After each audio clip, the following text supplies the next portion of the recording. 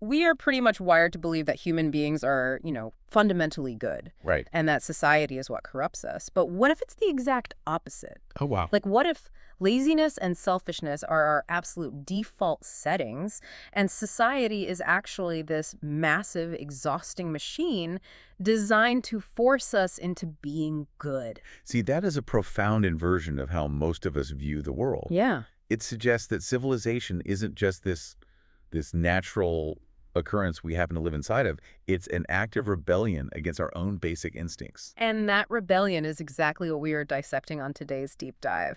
So welcome. We're thrilled to have you, our listener, joining us as we unpack the actual hidden mechanics of human society. That's going to be a fascinating one. It really is. Consider this your shortcut to understanding the invisible threads connecting your own individual psychology to, like, the sweeping design of governments and human morality. And we have a really remarkable blueprint to work from today. We do. We focusing on the philosophy of sociology, specifically looking at chapter 17, which is titled Sociology or Society. Right. And this is from the book Thus Spoke Confucius by the writer and philosopher Abdul Jabbar Al-Waily. Yeah, and for those wondering about the title, it's really helpful to understand Al-Waily's framing here, because he was an Arab philosopher, but he uses the persona of the ancient Chinese sage, Confucius, as a sort of literary device. Oh, interesting. It's a way to deliver these maxims about social mechanics that feel completely timeless. It strips away all our modern political baggage so we can just look at the raw structural physics of how a society operates. Which is brilliant because his approach is entirely inside out. I mean, he doesn't start by looking at macro politics or trade agreements or anything like that. No, not at all. He goes straight to the micro level, the human heart. He argues that a nation's economy and its government are directly tied to the inner peace and the moral friction of its everyday citizens. The overarching theme here is really that true knowledge has to be applied. It can't just remain abstract. Right. So we're going to trace Al-Waily's logic step by step, starting from the internal struggle of the individual, then examining how those individuals form a mass culture, and finally looking at how that culture dictates the architecture of a genuinely just government. So, okay, let's unpack this for a second. To understand society, we first have to understand the individual's natural state. Exactly. And Al-Waily comes right out of the gate with this highly provocative claim that evil and laziness are our default settings. Because they require absolutely zero effort. Right. Goodness, on the other hand, requires this constant, exhausting battle against our own selfish desires. He is completely stripping away the romanticism of human nature. Goodness requires kinetic energy. Yeah. It requires you to actively overcome your natural biological inclination to just conserve energy, to sit back and let someone else do the heavy lifting. Laziness is always present, just waiting for you to surrender to it. It's like the gravity of the moral universe. Which fundamentally changes how we view social unity, doesn't it? Oh, absolutely. Because if goodness is a labor, then achieving unity isn't just about getting people to agree on a concept. It's about getting them to actually do the work. Right. It's almost like a macro-level group project. Oh, that's a great way to look at it. Because mental unity is incredibly easy. Like, on day one of the project, everyone sits at the table and mentally agrees they want an A on the presentation. Sure. The intellects are aligned. But moral unity, the execution, that is incredibly difficult because individual greed and laziness constantly threaten to derail the whole thing. Right, someone has to go to a party instead of researching. Exactly, or someone wants the credit without actually making the slides. Mental agreement is cheap, but moral execution is incredibly expensive. And that mechanism of execution is precisely what Al-Waily is highlighting. Rational people can easily agree in theory, but their personal ambitions prevent them from uniting in practice. But he doesn't just state this as a tragedy. He actually explains the deeper philosophical utility of this design. Like, why is it so hard? Yeah, why not just make it easy? Well, Al-Waily argues that this internal struggle, this constant friction, is absolutely necessary for our development. He uses this profound analogy, stating that pain and hardship mature the soul just as the intense heat of the sun ripens fruit. Oh, wow. So the struggle itself is the mechanism of maturation. Yes. Without the bitterness of that struggle, we literally lack the sensory capacity to taste sweetness. That makes so much sense. If you don't experience the exhaustion of doing the right thing, the reward of a stable society means absolutely nothing to you. The friction is what gives the outcome its value. And he applies this requirement for friction to the physical body as well, which I found so fascinating. Oh, the sports analogy. Yes. He categorizes physical movement in a way I've never really considered.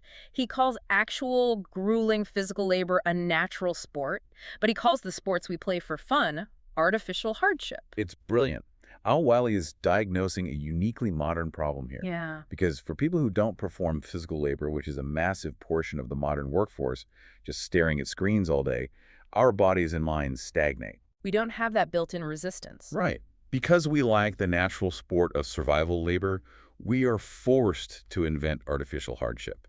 We have to go to the gym or run marathons just to keep our physiology from decaying. He argues this artificial hardship is practically a medical necessity, right? To clear the mind of pessimism and physical illness. Exactly. Without that physical friction, we just drift into despair. Physical friction prevents bodily decay, and moral friction prevents social decay.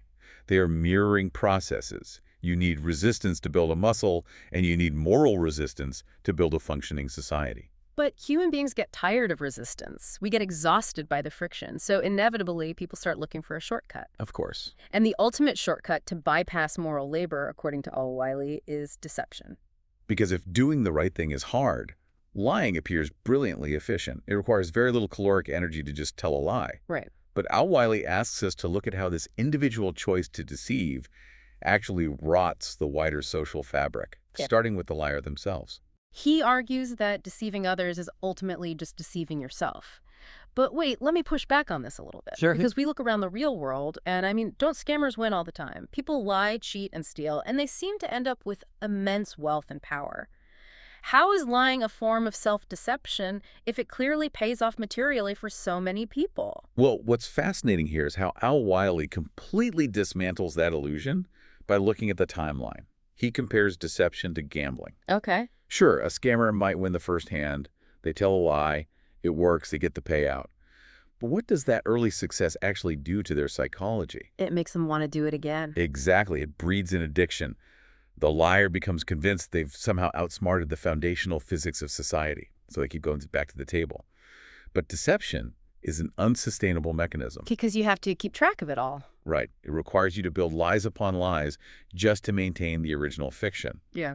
And this inevitably leads to exposure, ruin, and a total unrecoverable loss of reputation. Ah, so it's a long-term play. The house always wins, and in this case, truth is the house. Precisely. A successful lie just sets a psychological trap for the liar's future. Wow. Now, Al-Waily does provide a very strict, practical exception. He acknowledges the concept of white lies, but he limits them to extreme cases. Like what? For example, setting a deceptive trap to catch a thief, or using tactical deception in self-defense during a war to repel an unjust attacker. Okay, so situations where survival or justice is directly on the line. Right. In those specific scenarios, the deception serves the ultimate goal of justice. But in the daily mechanics of civilian life, deception is purely self-sabotage. Which ties directly into how he categorizes human intellect. He actually breaks society down into three distinct types of people. Yes. First, you have the rational person. This is someone who possesses the trifecta: good genetics, a healthy environment, and solid education. They have the capacity to see the long-term consequences of their actions. Second, you have the in-between person. And third, you have the ignorant. And the way he defines that third category, the ignorant, is crucial for understanding social volatility. How so? The ignorant cannot stick to moral principles. Why? Because adhering to a principle requires you to look past the immediate moment to the long-term outcome. The ignorant person doesn't possess that foresight. They're just reacting. Exactly.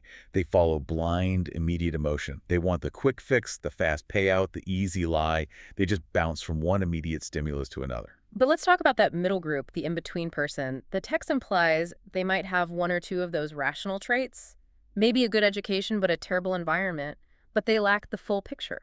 If the rational people are anchoring the society and the ignorant are destabilizing it, the in-between people must be the swing vote. Oh, definitely. This raises such an important question about mass behavior. The in-between group is essentially the battleground of any society. Yeah. They have enough intellect to understand the value of a principle, but they are highly susceptible to the gravity of laziness we discussed earlier. They will swing whichever way the prevailing wind of society blows. So they just follow the crowd. Exactly. If the culture rewards the rationale, The in-between will elevate themselves. If the culture rewards deception, they will sink to the level of the ignorant.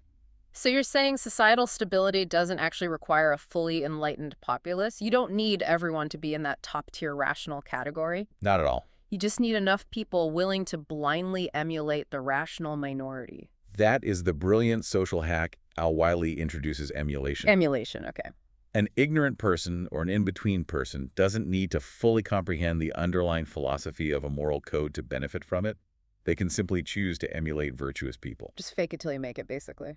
Kind of. If they look at the rational leaders and say, I'm going to act like them, even if I don't grasp the deep mechanics of why, they still contribute to a stable society. By submitting to a structure built by wiser minds, they bypass their own lack of foresight. But if human beings are naturally wired to seek the path of least resistance, if laziness is our default and ignorance is this constant threat, then relying on individual willpower is inevitably going to fail. Absolutely. You need a macrostructure to enforce that moral friction. And that is exactly what Al-Waily's blueprint for the state is designed to do. He argues that the absolute best form of government is the just and active one. Not merely well-meaning, not just debating justice in theory, but actively enforcing it through structure. And here's where it gets really interesting. His definition of justice isn't some abstract, floaty ideal. It's an administrative mechanism. Yeah. He defines justice in a state as putting the exact right person in the exact right job. Yeah. He uses specific, uncompromising examples. He says a ministry of labor should only be staffed by the absolute hardest workers in the nation. Makes sense. A ministry of knowledge should only be run by the most knowledgeable scholars. It sounds like basic common sense, yet it's incredibly rare to see it executed cleanly because it requires bypassing nepotism, ego, and corruption. So true. Let's bring this right to you, our listener. Think about the daily friction in your own workplace. How much of your own exhaustion or your team's total inefficiency is caused simply by the wrong person holding the wrong authority? It's staggering. Yeah. And when you scale that administrative incompetence up to the level of a nation, It's disastrous. right, when a government puts the wrong person in power, it doesn't just result in inefficient policy. It literally crushes the psychological spirit of the citizen. Wow, yeah. The citizen observes that hard work and competence are not rewarded, so they stop working hard.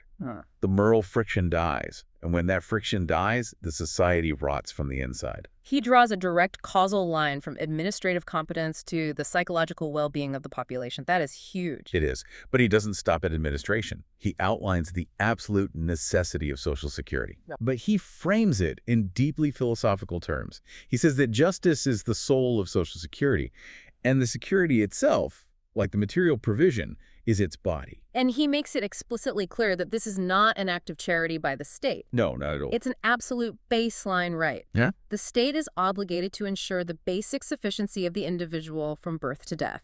We are talking adequate food, proper education, necessary health care, and healthy housing. Al-Waily is explaining the prerequisite physics of the social contract.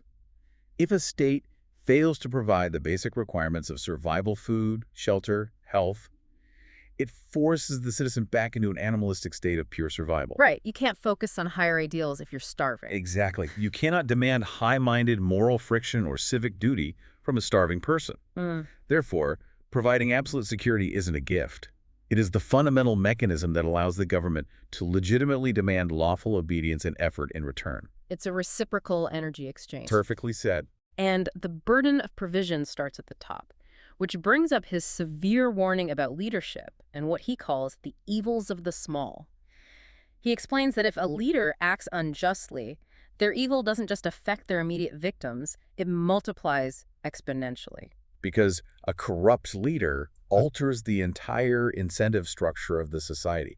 It's like introducing a virus into an algorithm. Oh, that's a terrifying thought. Once the base code proves that selfishness or deception is rewarded at the highest levels, every subordinate node in the network rewrites its own behavior to match that new reality. It gives everyone beneath them permission to abandon their moral friction. But a truly wise leader, according to Al-Waily, realizes that working for the benefit of others is the only way to secure their own legacy.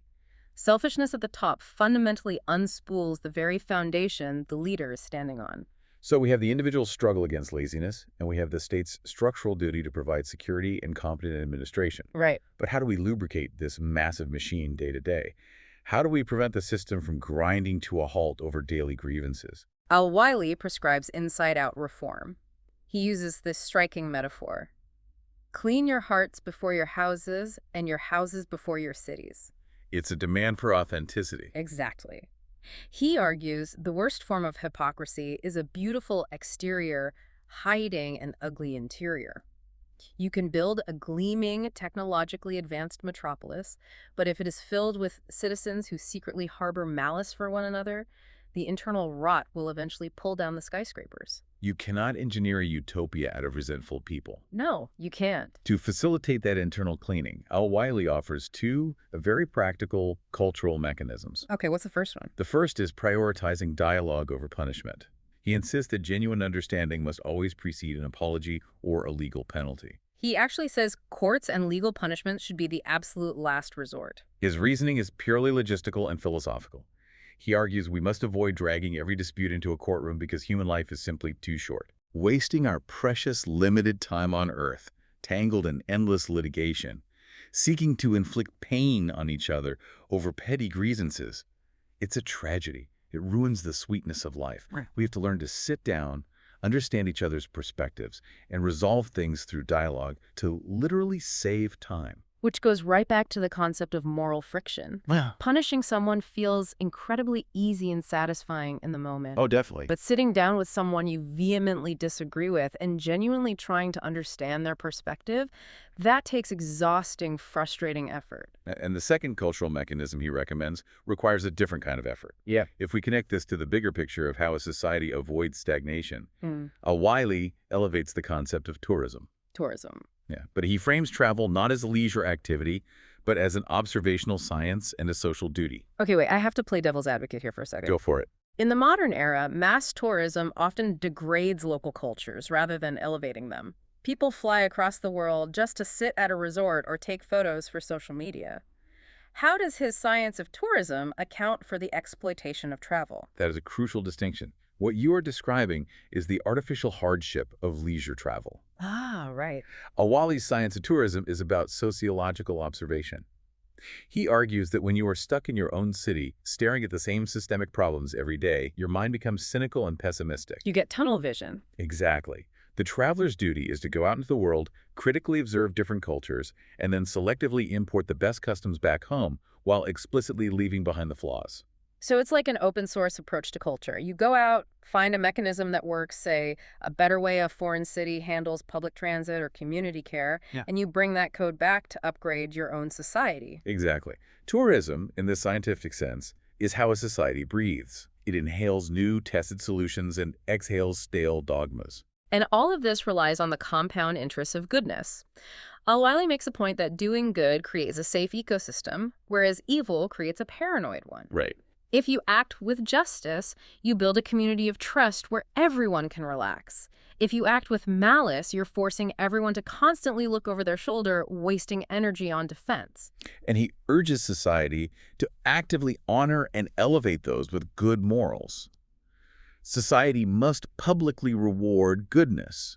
Why? Publicly? Because making those rewards visible gives the in-between and ignorant people we discussed earlier a very clear, highly visible target to emulate. So what does this all mean? If we step back and look at the entire blueprint Al-Waily has laid out in this chapter, he's provided a masterclass for understanding the mechanics of civilization. He really has. Society is not a passive structure you just happen to live in. It is an active, demanding engine. It's powered at the micro level by the individual's exhausting daily friction against their own biological laziness. Yes. It's regulated at the macro level by a state that guarantees basic human survival, so it can demand civic duty while ensuring competent people are actually running the machine. Exactly. And the whole thing is maintained through authentic inner purity, relentless dialogue to save time, and a mind open enough to scientifically observe the rest of the world and learn from it. It is a brilliantly cohesive, mechanical vision of human interaction. But before we wrap up, there is one final, lingering thought from the text that completely reframes how we experience frustration in our daily lives. Ooh, what's that? Well, we've talked extensively about the dangers of ignorance and the exhausting struggle for wisdom, but Al-Waily makes a stunning philosophical point. He claims that ignorance wasn't actually created in vain. Meaning it serves some kind of structural purpose. It provides the necessary contrast. He argues that without the existence of ignorance, foolishness, and malice, the immense value of intellect and wisdom would be completely invisible to us. The darkness is what gives the light its definition. So I would leave you with this question the next time you encounter someone acting out of sheer, frustrating ignorance. Instead of just letting your blood boil, ask yourself, is this person merely here to serve as the bitter contrast that allows you to truly appreciate the sweetness of wisdom? That completely rewires how you process the people around you, and it brings us right back to the beginning. You cannot taste the sweetness of the fruit without the intense heat of the sun. Beautifully said. Thank you so much for joining us on this deep dive. Keep questioning the mechanics of the world around you, keep leaning into that healthy friction, and we will see you next time as we continue to explore the brilliant, interconnected layers of human knowledge.